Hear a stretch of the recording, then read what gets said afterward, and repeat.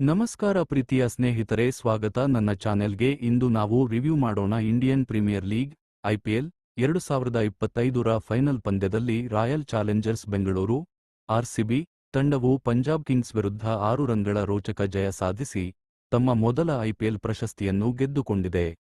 ಈ ಐತಿಹಾಸಿಕ ಗೆಲುವಿನ ನಂತರ ಆರ್ಸಿಬಿ ತಂಡವು ಬೆಂಗಳೂರಿನಲ್ಲಿ ಭರ್ಜರಿ ಸ್ವಾಗತವನ್ನು ಪಡೆದಿತು. ಎಚ್ಎಎಲ್ ವಿಮಾನ ನಿಲ್ದಾಣದಲ್ಲಿ ಉಪಮುಖ್ಯಮಂತ್ರಿ ಡಿ.ಕೆ. ಶಿವಕುಮಾರ್ ಅವರು ತಂಡದ ಆಟಗಾರರನ್ನು ಸ್ವಾಗತಿಸಿ ವಿರಾಟ್ ಕೊಹ್ಲಿಗೆ ಆರ್ಸಿಬಿ ಮತ್ತು ಕನ್ನಡ ಧ್ವಜಗಳನ್ನು ನೀಡಿ ಗೌರವಿಸಿದರು.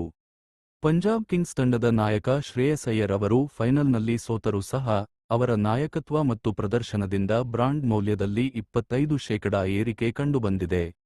ಈ ಪಂದ್ಯದಲ್ಲಿ ಆರ್ಸಿಬಿ ತಂಡವು ಮೊದಲು ಬ್ಯಾಟಿಂಗ್ ಮಾಡಿ 190/9 ರನ್ಗಳನ್ನು ಗಳಿಸಿತು.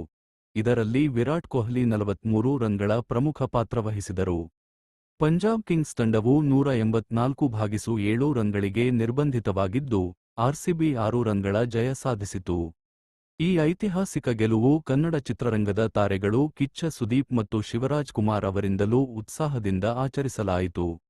ಅವರು ಸಾಮಾಜಿಕ ಜಾಲತಾಣಗಳಲ್ಲಿ ತಮ್ಮ ಸಂತೋಷವನ್ನು ಹಂಚಿಕೊಂಡರು. ಈ ಹೈವೋಲ್ಟೇಜ್ ಪಂದ್ಯ ನೋಡಲು ಅಬ್ದ್ ಹಾಗೂ ಕ್ರಿಸ್ ಗೆಲ್ ಬಂದಿದ್ದರು. ಕೋಟ್ಯಂತರ ಆರ್ಸಿಬಿ ಅಭಿಮಾನಿಗಳ ಕನಸು ನನಸಾಗಿದೆ.